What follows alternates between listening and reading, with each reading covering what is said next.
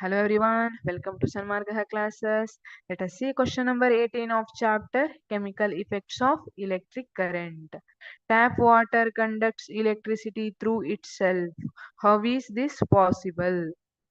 ಹಾಗಿದ್ರೆ tap water conducts electricity through it self ಅಲ್ವಾ. Tap water ಅಲ್ಲಿ ಇಲೆಕ್ಟ್ರಿಸಿಟಿ ಪಾಸ್ ಆಗುತ್ತೆ. ಹೇಗಿದು ಪಾಸಿಬಲ್ ಅಂತ ಕೇಳ್ತಿದ್ದಾರೆ.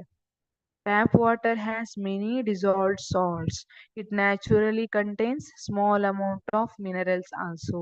ಇದರಲ್ಲಿ ಸಾಲ್ಟ್ ಕಂಟೇನ್ ಇರುತ್ತೆ, ಜೊತೆಗೆ ಮಿನರಲ್ಸ್ ಕೂಡ ಇರುತ್ತೆ. ಆ ರೀಸನ್ಗೆ this tap water conducts electricity. You know that ಇಲ್ಲಿ ಡಿಸ್ಟಿಲ್ ವಾಟರ್ ಅನ್ನ ಕನ್ಸಿಡರ್ ಮಾಡಿದ್ರೆ which do not conduct electricity. ಯಾಕೆ? Which do not have any salts dissolved in it, ಅಥವಾ ಯಾವುದೇ ಮಿನರಲ್ಸ್ ಇರೋದಿಲ್ಲ ಅದರೊಳಗೆ.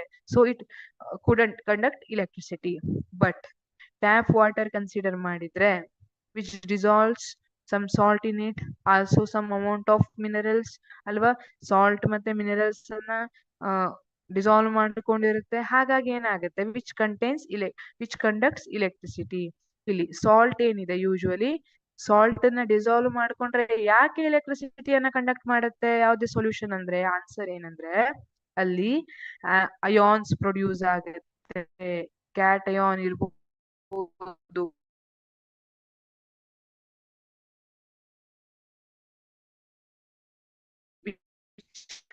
containing positive charge, or anion ಇರ್ಬೋದು containing negative charge. NaCl ಏನಿದೆ, ನಾವು ಮನೇಲಿ ಬಳಸ್ತೀವಲ್ಲ ಉಪ್ಪು, ಅಡಿಗೆಗೆಲ್ಲ ಬಳಸೋದು, ಅದು NaCl. ಈಗ ನೀವು ಇದನ್ನ ತಗೊಂಡು ವಾಟರ್ ಅಲ್ಲಿ ಡಿಸಾಲ್ವ್ ಮಾಡಿದ್ರಿ ಅಂದ್ರೆ ಇದು Na+ ಮತ್ತೆ Cl- ಆಗುತ್ತೆ, ಡಿಸೋಸಿಯೇಟ್ ಆಗುತ್ತೆ.